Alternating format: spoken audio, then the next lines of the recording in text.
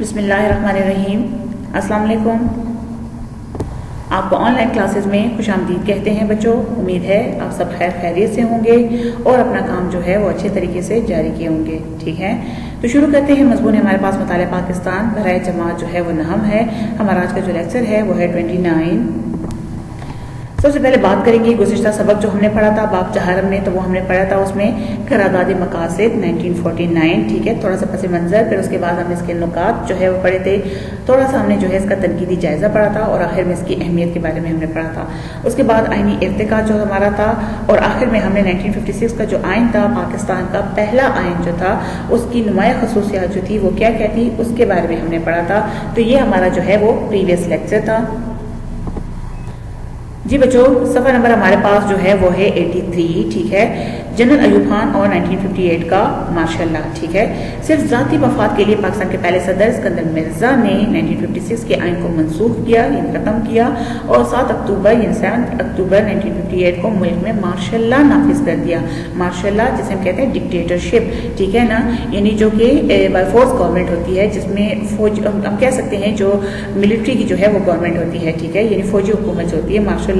نافذ کر دیا گیا تھا، ٹھیک ہے؟ یعنی بائی فورس حکومت ہوتی ہے، اور بڑی فوج کے جو سربراہ ہیں، ٹھیک ہے، جنرل ایوب خان کو ماشاء اللہ ایڈمنسٹریٹر جو ہے وہ بنا دیا تھا، ٹھیک ہے؟ لیکن صرف 20 روز بعد، یعنی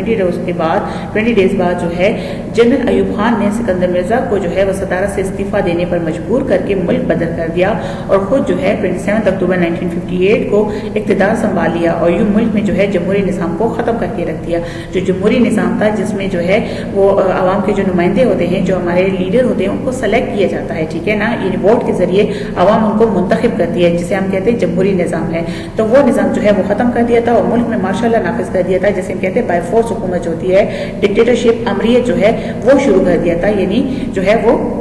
زبردستی کی حکومت جو ہے وہ لے کر آ گئے تھے، ٹھیک ہے؟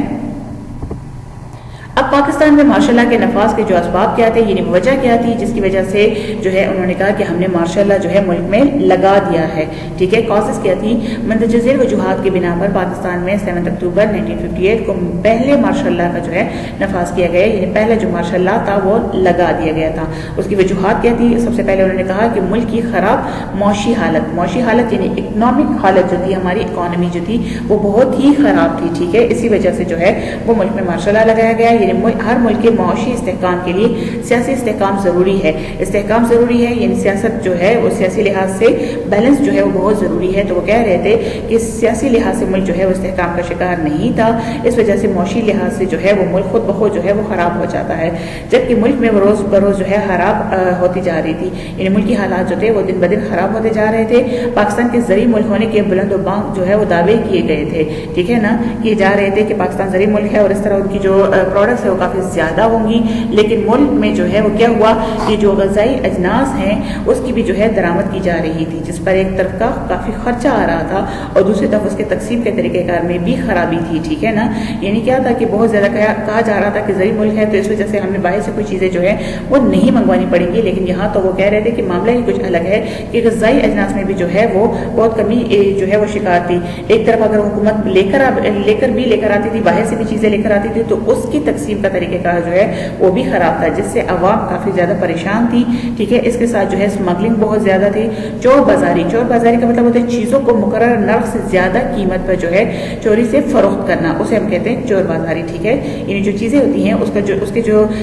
فکس پرائس ہیں، ٹھیک ہے نا، مقرر نرخ ہیں ان کے، اس سے زیادہ قیمت پہ جو ہے چوری سے فروخت کرنا اس کو کہا جاتا ہے۔ اور ذخیرہ دوزی، جو ذخیرہ کرتے ہیں، ایک جو جمع کرتے ہیں، کا بھی بازار گرم تھا۔ ملک میں اسمگلنگ نے باقاعدہ کاروبار کی شکل جو ہے وہ اختیار کی ہوئی تھی، اسمگلنگ جو تھی وہ بہت زیادہ تھی۔ اسی طرح جو ہے اسمگلر کی پشت پناہی جو ہے بااثر لوگ کر رہے تھے۔ کراچی جو کہ اس وقت پاکستان کا دارالخلافہ تھا، ہر قسم کی بدعنوانیاں اپنے عروج پہ تھی وہاں پہ، تو اس وجہ سے ملک کی معاشی حالت بہت خراب تھی، تو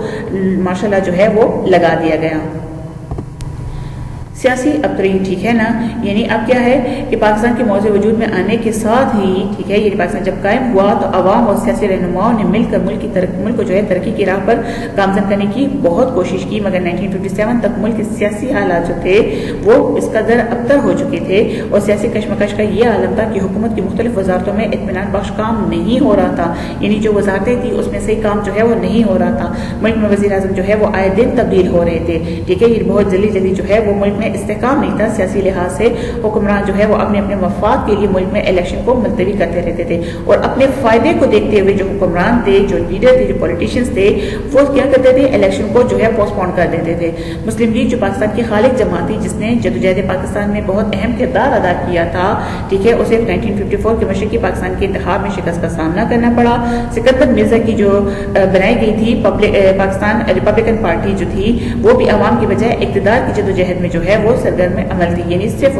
انہیں اقتدار یعنی پاورز چاہیے تھے، بہت زیادہ اختیارات چاہیے تھے۔ ملک میں برائے نام پارلیمانی نظام جو ہے وہ رائج کیا گیا تھا، یعنی صرف وہ نام کا تھا، اس طرح کے کام نہیں کر رہا تھا جس طرح پارلیمانی نظام میں ہونا چاہیے تھا، ٹھیک ہے، اور وزیر اعظم کی کوئی حیثیت نہ تھی۔ سیاستدان صرف اسلام اور جمہوریت کے زبانی دعووں کے ساتھ جو ہے غریب عوام کا استحصال کر رہے تھے اور یہ صورتحال ملک کے دونوں حصوں مشرقی اور مغربی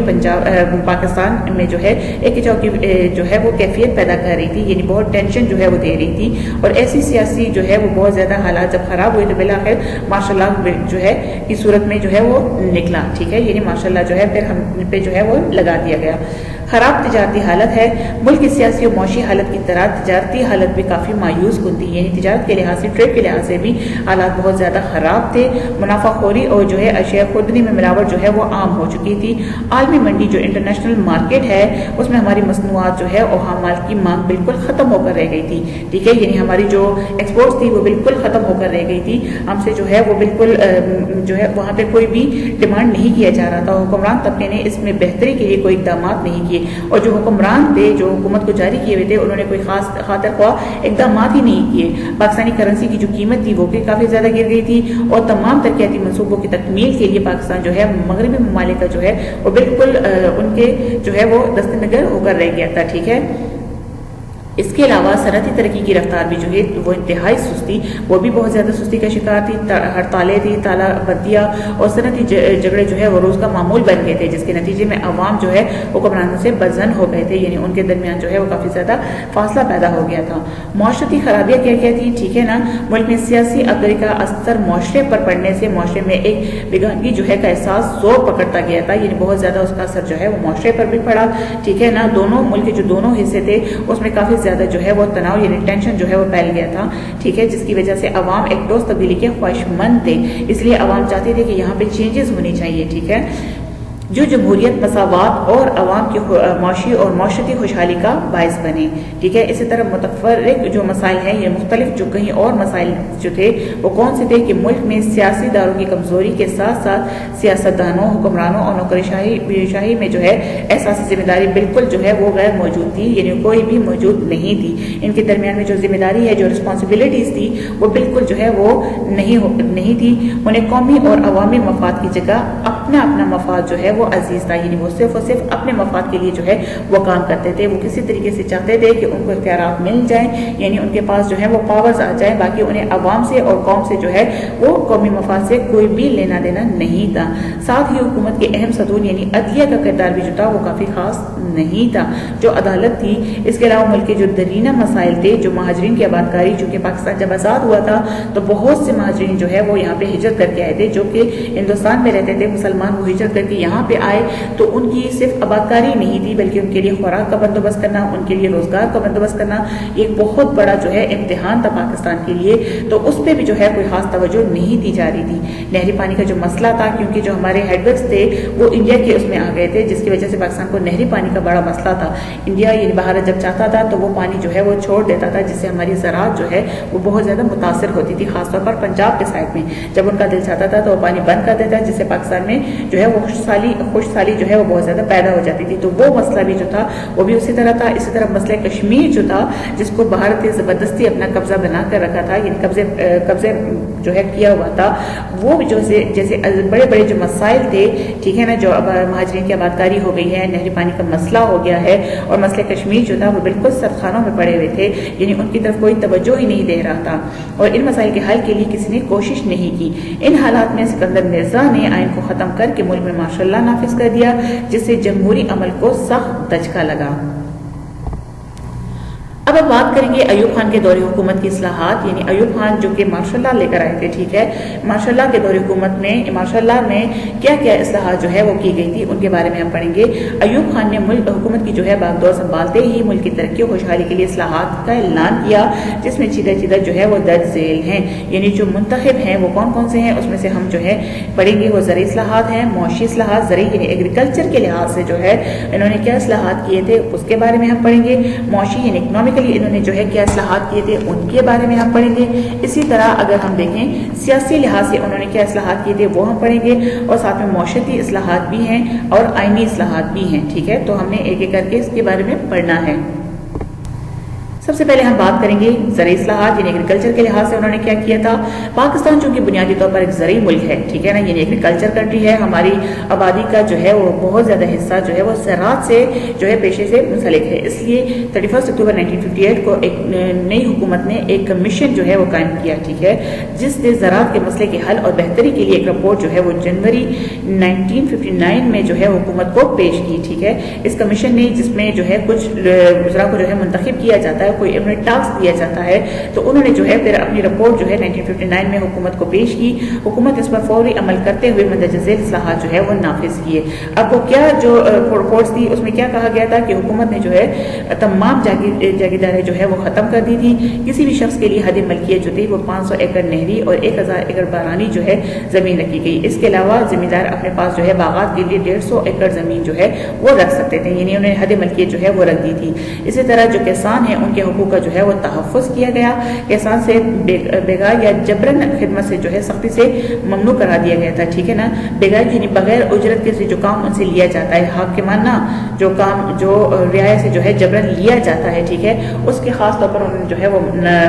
منع کر دیا تھا. زمینداروں کے پاس جو ہے مقررہ حد سے زیادہ جو رقبہ رہ گیا تھا اس کو حکومت نے اپنی تحویل میں لے لیا, اپنے کنٹرول میں لے لیا, اور اس کے بدلے میں حکومت نے ان کو سرکاری بانڈز جو ہے وہ دیے. اسی طرح احتمال اراضی جو ہے یعنی جو بکری ہوئی زرعی